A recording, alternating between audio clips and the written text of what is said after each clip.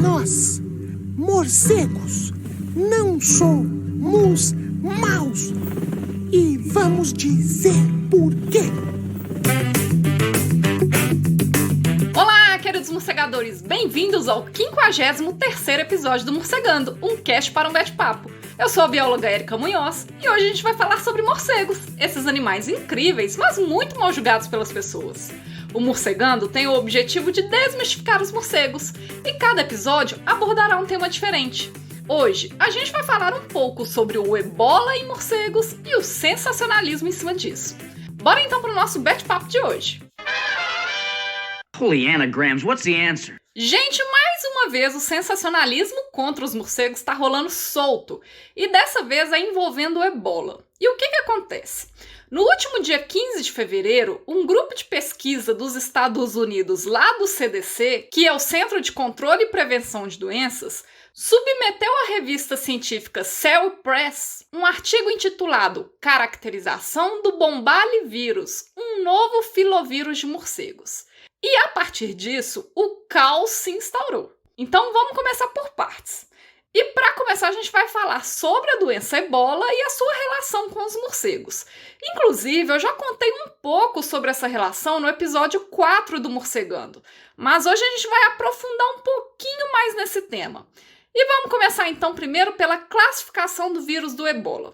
Quando a gente fala de filovírus, a gente está se referindo a um vírus classificado dentro da família viral Filoviridae. E essa família de vírus costuma ser da barra pesada. Muitos vírus que ocorrem nessa família podem provocar doenças muito sérias para os seres humanos, como por exemplo o ebola e o Marburg. Mas percebam que eu disse que podem causar, eu não disse que necessariamente vão causar. A gente pode encontrar filovírus em vários animais e atualmente são conhecidos 6 gêneros de filovírus, dos quais 2 ocorrem principalmente em peixes e 4 ocorrem principalmente em mamíferos, especialmente em morcegos e primatas. E esses 4 gêneros são o Marburg vírus, descoberto em 1967, o ebola vírus, descoberto em 1976, o Cueva vírus, descoberto em 2011, e o Gianlovírus, descoberto em 2019. Todos esses 4 gêneros podem ser encontrados em morcegos. Mas é em qualquer espécie de morcego e é em qualquer lugar? Não. Além disso, no caso do Marburg e do ebola vírus, além dos morcegos, outros animais também podem ter o vírus e transmitir para os seres humanos, especialmente os primatas não humanos, como os macacos, os gorilas e os chimpanzés. Como hoje o nosso papo é sobre o ebola, eu vou falar um pouquinho mais agora sobre o gênero ebola vírus. Eu acho que ninguém tem dúvidas do quanto que o ebola é uma doença perigosa. A doença foi diagnosticada pela primeira vez no Congo, na África, em 1976. E de lá para cá já aconteceram alguns casos da doença em diferentes países africanos e também em diferentes intensidades. Mas a doença ganhou mesmo destaque na imprensa a partir de 2014, porque foi quando teve um dos maiores surtos da doença, matando milhares e milhares de pessoas. E diversos voos provenientes do continente africano começaram a ser suspensos por diferentes países no intuito de evitar a disseminação da doença. Além disso, também foram surgindo na imprensa e nas redes sociais várias fotos, relatos, vídeos e outros materiais mostrando o quanto que essa doença era perigosa, porque ela causa uma hemorragia intensa, além de outros sintomas, e que podem chegar a matar até 90% das pessoas infectadas com a doença. E até hoje não existe nenhum tratamento ou vacina eficaz para prevenir a doença, mesmo tendo um grande esforço internacional para isso, especialmente a partir de 2014. Desde essa época, vários países diferentes intensificaram o número de diferentes linhas de pesquisa sobre o ebola vírus na África, na tentativa de entender mais sobre o vírus, ou quais eram as suas formas de transmissão dos animais para os seres humanos, ou se existem outras espécies de ebola vírus na natureza, além da que a gente já conhece, entre várias outras coisas. E pelo fato do ebola ser uma doença que causa arrepio na maioria das pessoas, desde 2014, isso se tornou um prato cheio para as redes sociais e para a imprensa fazer um grande sensacionalismo em cima disso para ganhar mais visualizações e compartilhamentos. Dentre os vírus classificados como pertencentes ao gênero Ebola vírus, até o momento nós conhecemos 6 espécies de vírus. Destas 6, 4 a gente tem certeza que afeta os seres humanos e causa a doença Ebola em diferentes gravidades, pois essas 4 já foram responsáveis por alguns casos isolados ou surtos em humanos.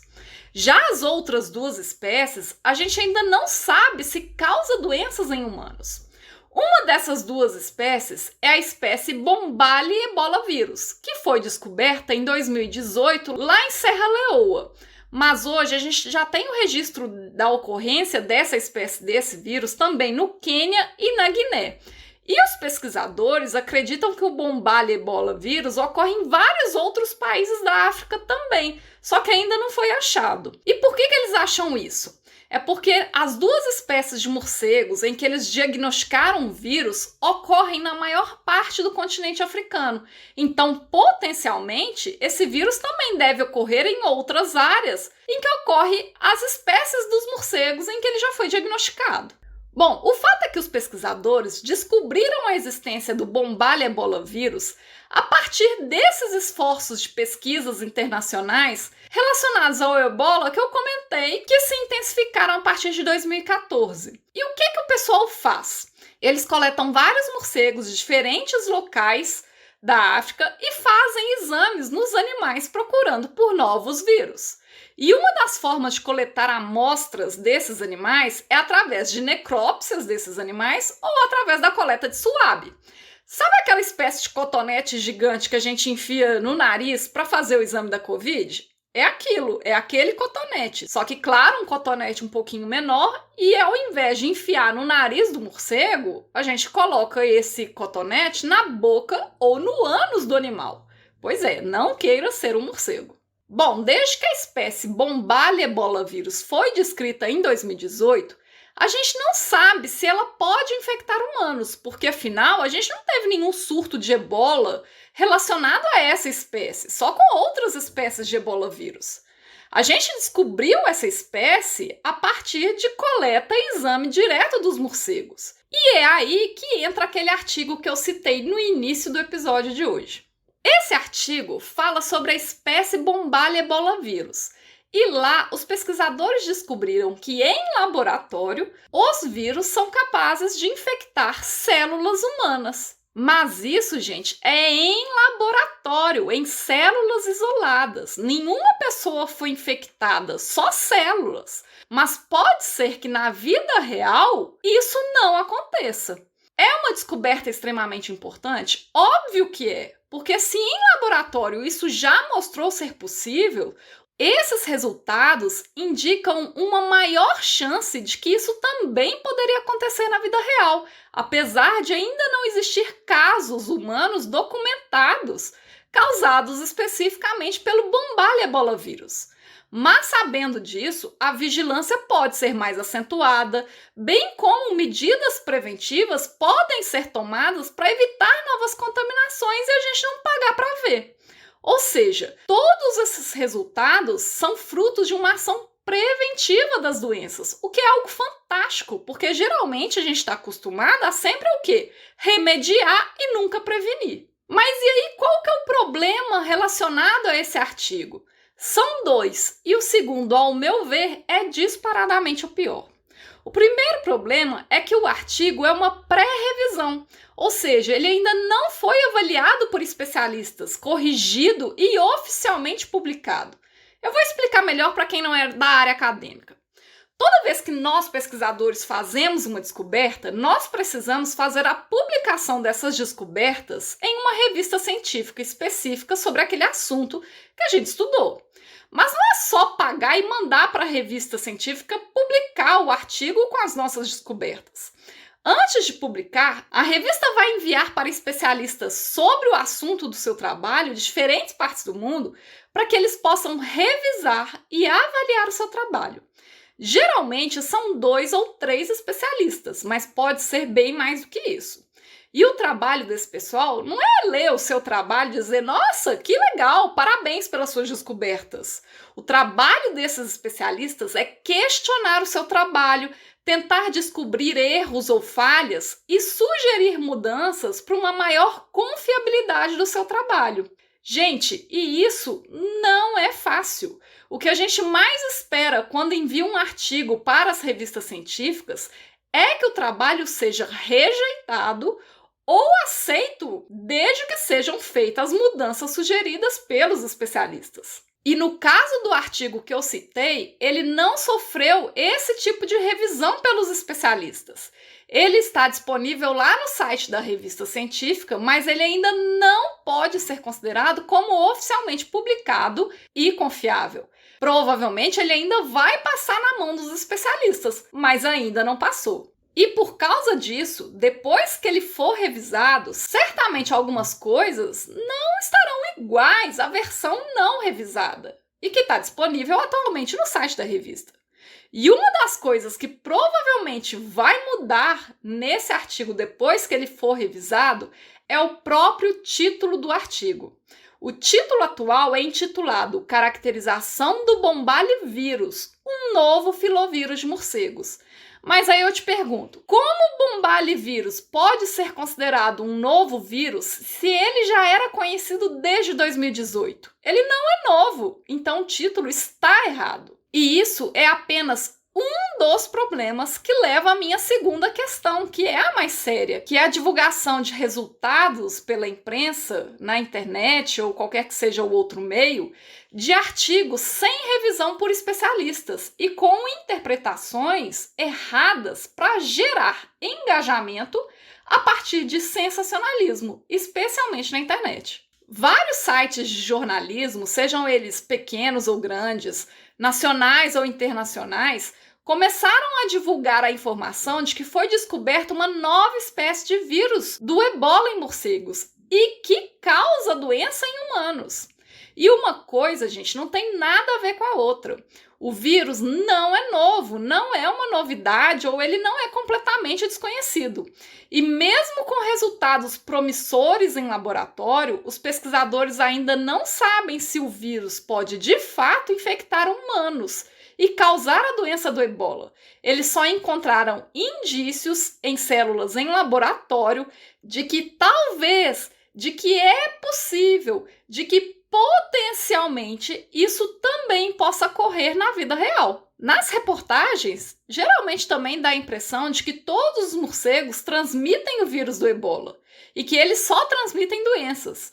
Gente, eu vivo falando aqui com vocês o quanto essas generalizações são perigosas. Não é qualquer morcego e de qualquer lugar que carregam espécies de ebola vírus. São apenas algumas espécies de morcegos que ocorrem em algumas áreas da África e que, para ocorrer a transmissão, é necessário o contato com a carne ou secreções dos morcegos. E ainda assim, a grande maioria dos casos humanos da doença na África, desde 1976, são mais relacionadas ao consumo e à manipulação de outros animais silvestres, principalmente de primatas como chimpanzés. E aí, sabe qual é o problema? Que notícias sensacionalistas como essas, ao invés de levarem informações seguras, confiáveis, completas ou até mesmo úteis para as pessoas, elas acabam espalhando somente o caos e levando as pessoas a terem um medo irracional dos morcegos ou de qualquer outros animais em que essas notícias sensacionalistas também ocorrem. E, consequentemente, a tolerância com esses animais é extremamente afetada e matanças indiscriminadas se potencializam. Hoje eu estou trazendo esse exemplo recente do ebola, mas isso já aconteceu várias vezes e ainda ocorre em diferentes situações. Quer um outro exemplo? Pensa no início da Covid, por exemplo, quantas pessoas do mundo inteiro começaram a matar morcegos com medo de pegar Covid. Inclusive, eu comentei sobre isso no episódio 10. E dando um spoiler, eu estou participando da elaboração de uma pesquisa realizada em 25 países. que está avaliando o quanto a intolerância com morcegos aumentou depois da Covid através da análise de reportagens e do número de buscas na internet sobre como matar morcegos. E eu posso dizer que é bastante assustador os números. E um outro spoiler de uma outra pesquisa minha em andamento é sobre machucados em morcegos intencionalmente provocados pelas pessoas. Para quem não sabe, eu trabalho na área da saúde pública com a vigilância da raiva em Belo Horizonte. E só no meu trabalho em março de 2020, que foi quando começaram os primeiros casos de Covid no Brasil e houve um aumento da circulação de notícias sensacionalistas envolvendo os morcegos e a Covid, o número dos meus atendimentos mais que dobrou, enquanto o número de animais machucados recolhidos quase quadruplicou. Tá vendo como que essas notícias sensacionalistas são prejudiciais? E, gente, por mais que você abra a reportagem e leia, esse não é o comportamento da grande maioria esmagadora das pessoas. As pessoas leem apenas os títulos e compartilham sem ao menos ler o que está escrito. Todo mundo faz isso, inclusive eu e você. Então começa a fazer a experiência, por exemplo, de toda vez que você vê uma reportagem sobre doenças envolvendo animais, como por exemplo os morcegos, abre os comentários e lê. O que você mais vai ver é as pessoas apenas horrorizadas e dizendo: tem que matar todos os morcegos logo. As pessoas acabam não recebendo informações úteis para elas e que podem fazer a diferença. E já adianto, como já conversamos outras vezes em diferentes episódios, que matar os morcegos não é a solução do problema da transmissão de doenças. Pelo contrário, isso só traria muitos outros problemas, seja para a própria disseminação das doenças, além de problemas ecológicos e econômicos. Então, gente, tomem cuidado com as informações que vocês consomem na internet e não compartilhem essas informações sensacionalistas. Isso só espalha caos e não contribui em nada com o conhecimento e a conservação. E tenham sempre em mente que artigos sem revisão por especialistas devem ser lidos com muita cautela e muitas ressalvas. Hoje o Morcegando vai ficando por aqui. Se você tiver alguma dúvida, comentário ou sugestão, envie um e-mail para morcegandocast@gmail.com. Siga também as nossas redes sociais através do @morcegandocast para outros conteúdos exclusivos dessas plataformas e nos ajude a espalhar a palavra dos morcegos por aí. Um bete abraço e até mais!